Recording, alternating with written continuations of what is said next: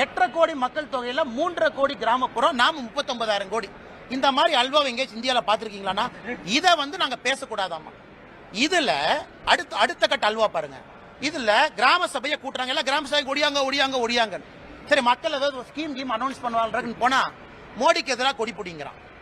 அதுலதான் கிராம சபையில மக்கள் கொந்தளிச்சு எழுந்து, ஏயா 39,000 கோடி அந்த மனுஷன் பணம் கொடுத்திருக்கான், நீ பொய் கணக்கு எழுதி அந்த மனுஷன் தெரிஞ்சும் பணம் கொடுத்திருக்கான் மக்களுக்கு போட்டுன்னு, அந்த மனுஷனுக்கு எதிராக நீ கொடி பிடிக்க வைக்கிறையான்னு கிராம சபை கூட்டத்தில் திட்டினதுக்கு அப்புறம் துண்டக்கணம் துடிக்கணும் அமைச்சர் எல்லாம் ஓடி இருக்கிறாங்க.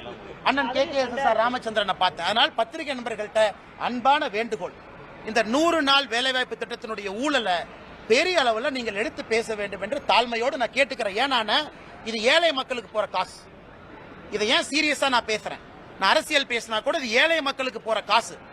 இதை எவனா இடையில பொய்க்கணக்கு எழுதி திருடுறான். அதை விடக்கூடாது. என் ட்விட்டர் பக்கத்துல 1 மணி நேரத்தில் அந்த கணக்கை நான் போடுறேன். நீங்க பார்த்துட்டு அதன் பிறகு நீங்க சமாதானமாகி டிவியில் நீங்க பேசுங்க.